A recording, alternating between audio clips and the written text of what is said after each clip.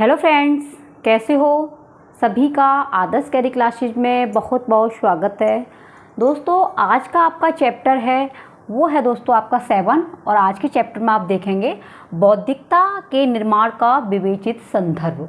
बौद्धिकता के निर्माण का विवेचित संदर्भ यानी कि फ्रेंड्स बुद्धि के बारे में जानेंगे।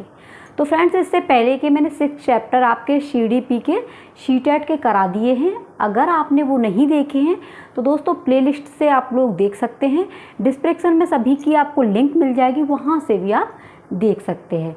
तो फ्रेंड्स, ये चैप्टर आपके लिए बहुत ही महत्वपूर्ण है और दोस्तों आप अपने नोट्स अभी से कंप्लीट करते चलिए, जिससे आप एक अच्छा स्कोर लेके आ सकें। तो फ्रेंड्स, चलते हैं अपने टॉपिक की ओर और वीडियो को दोस्तों अंत तक आप ज़रूर देखना और सेशन पसंद आए तो दोस्तों इसे शेयर ज़रूर करना, जिससे हमारे जो भाभी अध्यापक और अध्यापिकाएं CTET की तैयारी कर रहे हैं तो उनको काफ़ी हेल्प मिल सके। तो देखते हैं दोस्तों, सबसे पहले बात करेंगे हम इंटेलिजेंस। ठीक है, ये इंटेलिजेंस क्या है दोस्तों? देखिए, जो हमारी बौद्धिकता होती है, बुद्धि, ये इंटेलिजेंस यानी कि इंटेलिजेंसिया, जिसका अर्थ होता है समझना। बुद्धि का अर्थ क्या होता है? इंटेलिजेंस। इंटेलिजेंसिया भी आ जाता है, जिसका अर्थ है क्या है? समझना होता है। ठीक है, ये आपको नोट करना है, जिसका अर्थ होता है समझना। बुद्धि किसे कहते हैं? बुद्धि को सोचने, समझने और सीखने एवं निर्णय करने की शक्ति के रूप में देखा या समझा जाता है। यानी कि दोस्तों जो बुद्धि होती है, जिसका काम क्या होता है? सोचने के लिए, ठीक है, समझने के लिए और सीखने एवं निर्णय करने की शक्ति के रूप में देखा समझा जाता है। जैसे कि फ्रेंड्स, आप लोग भी अब CTET की तैयारी कर रहे हैं या TGT की तैयारी कर रहे हैं, तो क्या है, हमारी बुद्धि के ऊपर ही डिपेंड करता है, जिससे आप सोचते हैं, समझते हैं, निर्णय भी लेते हैं।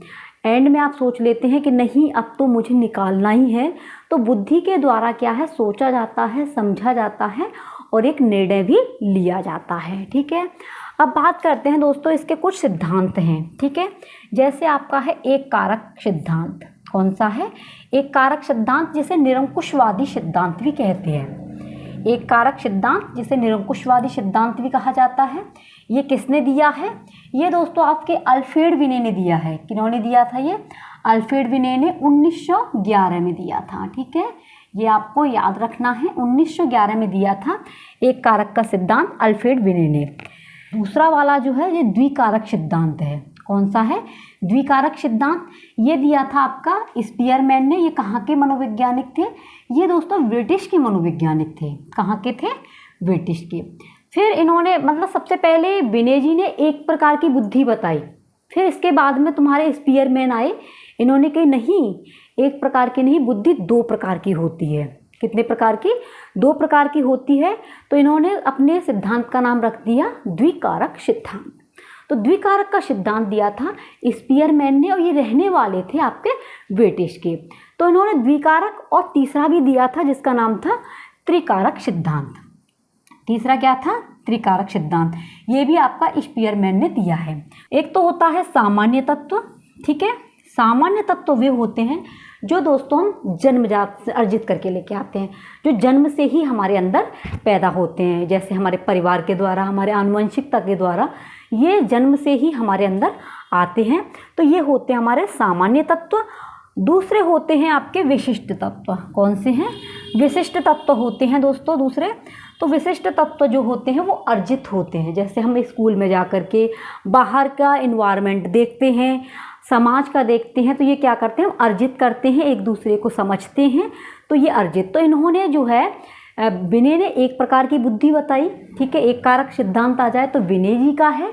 अगर आ जाता है द्विकारक सिद्धांत, तो द्विकारक के सिद्धांत जो है दोस्तों स्पीयरमैन है। ठीक है, द्विकारक और त्रिकारक। तो द्विकारक में आपके हो गए सामान्य बुद्धि और एक हो गया आपकी विशिष्ट बुद्धि, जैसा कि आप देख पा रहे हो।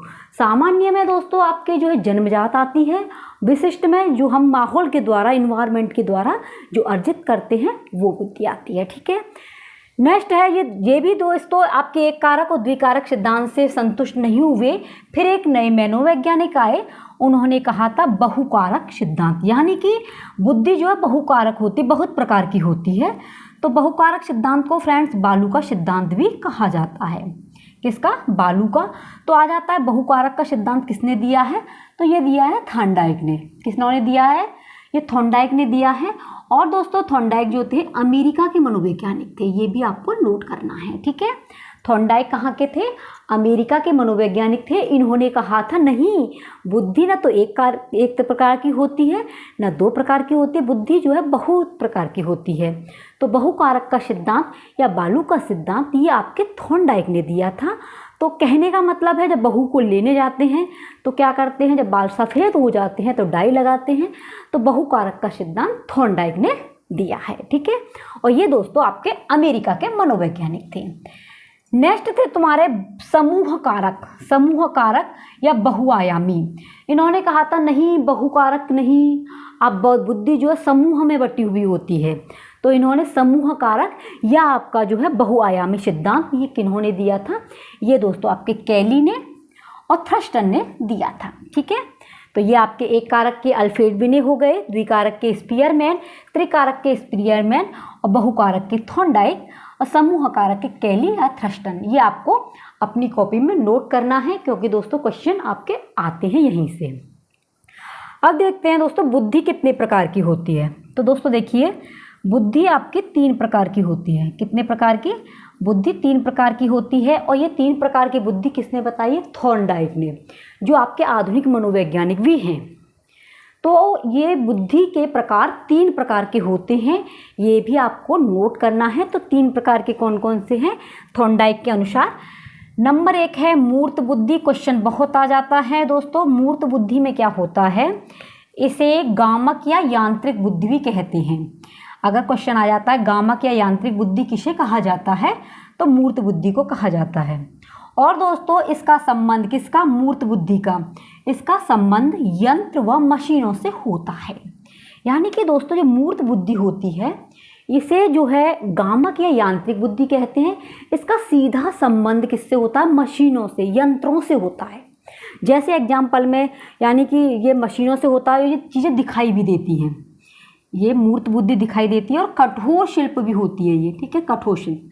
जैसे देखेंगे एग्जाम्पल में कारीगर देखो यंत्रों का प्रयोग करते हैं, मैकेनिक, इंजीनियर आदि। तो दोस्तों समझ में आ गया होगा मूर्त बुद्धि जो है यंत्रों का प्रयोग किया जाता है। इसमें दोस्तों आपके कारीगर हैं, मैकेनिक हैं, इंजीनियर हैं, ये सभी आपके किस में आ जाते हैं? ये दोस्तों आपके मूर्त बुद्धि के अंदर आते हैं। तो बुद्धि आपकी 3 प्रकार की होती है। सेकंड है आपका अमूर्त बुद्धि। कौन सा है? सेकंड अमूर्त बुद्धि है। इसका मतलब क्या होता है? इसका संबंध पुस्तक के ज्ञान से होता है। इसका जो संबंध है वो सीधा किससे है? किताबों से है। वो अमूर्त बुद्धि का संबंध किताबों से होता है। और फ्रेंड्स ये दिखाई न देने वाली होती हैं। अमूर्त बुद्धि दिखाई न देने वाली होती है। जैसे कोई वकील है, डॉक्टर है, चित्रकार हैं आदि। फ्रेंड्स देखो सभी पढ़ते हैं, कोई वकील भी बनता है, कोई चित्रकार भी बन जाता है, कोई डॉक्टर भी बन जाता है। ये किसी को नहीं पता है कि ये आगे भविष्य में क्या बनेंगे। तो जो चीज़ दिखाई न दे वो अमूर्त है, जो दिखाई देती है वो आपकी मूर्त बुद्धि है। ओके फ्रेंड्स, नेक्स्ट है आपकी तीसरी सामाजिक बुद्धि। नेक्स्ट कौन सी है? सामाजिक बुद्धि। तो फ्रेंड्स सामाजिक बुद्धि में क्या होता है? व्यक्तिगत व सामाजिक कार्यों से होता है। सामाजिक का तो समझ ही रहे होंगे, ये व्यक्तिगत होता है और सामाजिक होता है। इसमें कौन कौन से आते हैं? जैसे कि आपके ग्राम प्रधान हो गए, सेवक हो गए, यानी कि सामाजिक जो चीज़ें से जुड़े हुए होते हैं नेता लोग जो हैं वो सभी आपके किसके अंदर आ जाते हैं? सामाजिक बुद्धि के अंदर आ जाते हैं। तो फ्रेंड्स आपकी ये बात समझ में आ गया होगा कि बुद्धि जो है आपकी 3 प्रकार की होती है थॉर्नडाइक के अनुसार, मूर्त, अमूर्त और आपकी सामाजिक बुद्धि। ठीक है फ्रेंड्स, और आपको मैंने ये भी बताया कि सिद्धांत किस किसने कौन कौन सा सिद्धांत दिया है। अब जानेंगे दोस्तों बहुत ही महत्वपूर्ण आपकी परिभाषाएं जो आपके एग्जाम में आती हैं। सबसे पहले बात करेंगे टर्मन के अनुसार। तो टर्मन ने कहा है कि बुद्धि अमूर्त विचारों के संदर्भ में सोचने की योग्यता है। जहाँ पर भी अमूर्त विचार आ जाए, सोचने की क्षमता आ जाए, तो वो आपकी टर्मन की है। वुडवर्थ के अनुसार होती है बुद्धि कार्य करने की एक विधि है। विधि आ जाए तो वुडवर्थ से याद कर सकते हैं। बुद्धि क्या है? कार्य करने की एक विधि है। बकिंघम ने कहा है कि सीखने की योग्यता ही बुद्धि है। बकिंघम जी कहते हैं मोस्ट इम्पोर्टेंट है, सीखने की योग्यता ही बुद्धि है। मन के अनुसार है, मन कहते हैं कि नवीन परिस्थितियों को, मन माने मन तो इधर उधर घूमता ही रहता है, तो नई नई चीज़ों की खोज करता है, इसलिए नवीन परिस्थितियों को झेलने की मस्तिष्क की नमनीयता बुद्धि है। ठीक है, ये किसके अनुसार है? मन के अनुसार। तो ये थी आपकी 4 डेफिनेशन, बहुत ही मोस्ट इंपॉर्टेंट है जो आपके एग्जाम में आती हैं। अब बात करेंगे कि बुद्धि का सबसे पहले प्रयोग किसने किया था। तो दोस्तों देखिए, बुद्धि का सर्वप्रथम प्रयोग किसने किया था? तो बुद्धि का सर्वप्रथम प्रयोग किया था फ्रांसिस गाल्टन, इंग्लैंड के 1885 में किया था। ठीक है, बुद्धि क्या है? तो दोस्तों बुद्धि जो है विभिन्न प्रकार की योग्यता ही बुद्धि है, क्योंकि हम अनेक प्रकार से सोचते हैं, विचारते हैं, तो ये क्या है? बुद्धि के द्वारा ही सोचते हैं। इसलिए दोस्तों बुद्धि क्या है? विभिन्न प्रकार की योग्यता रखना ही बुद्धि है। बुद्धि कैसी होती है? बुद्धि अमूर्त होती है। ये क्वेश्चन आ जाता है कि बुद्धि कैसी है, तो बुद्धि क्या है? बुद्धि अमूर्त है। दोस्तों आप अपने नोट्स बनाते चलिए, स्क्रीनशॉट ले लेना। ठीक है, अब ये है आपका कि बुद्धि लब्धि का सूत्र का प्रारंभ कहाँ से हुआ था, कब हुआ था, सबसे पहले बुद्धि का सूत्र किस तरीके का बन करके आया था। तो फ्रेंड देखिए, बुद्धि का सूत्र आया था सबसे पहले बुद्धि लब्धि बराबर मानसिक आयु अपॉन वास्तविक आयु। ठीक है, बुद्धि लब्धि बराबर मानसिक आयु अपॉन वास्तविक आयु, ये सबसे पहले आया। तो किसने दिया था? इसमें दोस्तों 100 नहीं था, ये आपको याद रखना है। इसमें इंटू 100 नहीं है। तो सबसे पहले यदि पूछा जाए कि सूत्र किसने दिया था, तो ये नाम आएगा आपका स्टर्न का आएगा। किसका आएगा? स्टर्न ने दोस्तों दिया था। इन्होंने कहा था कि बुद्धि लब्धि बराबर मानसिक आयु अपॉन वास्तविक आयु। ओके फ्रेंड्स, नेक्स्ट दिया था आपका बुद्धि लब्धि बराबर मानसिक आयु अपॉन वास्तविक आयु इंटू आपका 100। तो 100 किसने जोड़ा था? ये क्वेश्चन आ जाता है, 100 किसने जोड़ा था? तो ये 1911 के बाद में यह सूत्र दोस्तों टर्मन ने दिया था। सबसे पहले स्टर्न ने दिया था, जिन्होंने इंटू 100 नहीं जोड़ा था। लेकिन जैसे ही 1911 के बाद में इसमें कुछ संशोधन हुआ, तो इसके बाद में आपके टर्मन जी आए और टर्मन महोदय ने सूत्र को IQ बराबर MA अपॉन CA इंटू 100, यानी कि इन्होंने 100 जोड़ दिया। ओके फ्रेंड्स, तो ये दोनों ही आपके लिए मोस्ट इम्पोर्टेंट हैं। जिसमें इंटू नहीं है वो आपके दिया था स्टर्न ने, और जिसमें इंटू जोड़ा गया है वो आपके टर्मन ने दिया है। Okay friend, I hope friends कि आपकी ये समझ में आया होगा। अब बात कर लेते हैं आपके आर्मी अल्फ़ा परीक्षण और आर्मी बीटा परीक्षण। तो फ्रेंड देखिए, आर्मी अल्फ़ा परीक्षण क्या होता है? जो आर्मी अल्फ़ा परीक्षण होता है यह शाब्दिक बुद्धि परीक्षण होता है। इसमें शब्दों का यूज किया जाता है, शाब्दिक बुद्धि परीक्षण है। इसमें दोस्तों पढ़े लिखे लोग ज़्यादा काम करते हैं, पढ़े लिखे व्यक्तियों के लिए बनाया गया है। और ये कहाँ पर था? अमेरिका में किया गया था। इसका जो परीक्षण हुआ था ये सबसे पहले कहाँ हुआ था? अमेरिका में हुआ था। और प्रथम विश्व युद्ध के समय इसका परीक्षण हुआ था। ये वो बात आपको नोट करनी है। आर्मी अल्फ़ा परीक्षण शाब्दिक बुद्धि परीक्षण है। इसमें पढ़े लिखे व्यक्तियों के लिए बनाया गया है। यह अमेरिका में इसका परीक्षण हुआ था। अब बात करते हैं आर्मी बीटा परीक्षण। ये इसका विपरीत है, उल्टा है। यह अशाब्दिक परीक्षण था। यह आर्मी बीटा परीक्षण जो है, इसमें दोस्तों शब्दों का महत्व नहीं है, और ये भी परीक्षण आपका अमेरिका में ही हुआ था। तो दोनों ही परीक्षण अमेरिका में हुए थे। तो बुद्धि मापन को सफल बनाने वाले सबसे पहले जो व्यक्ति थे वो थे आपके बिने महोदय। ये आपको याद रखना है, बिने का नाम आ जाए। बुद्धि मापन को सफल बनाने वाले कौन थे?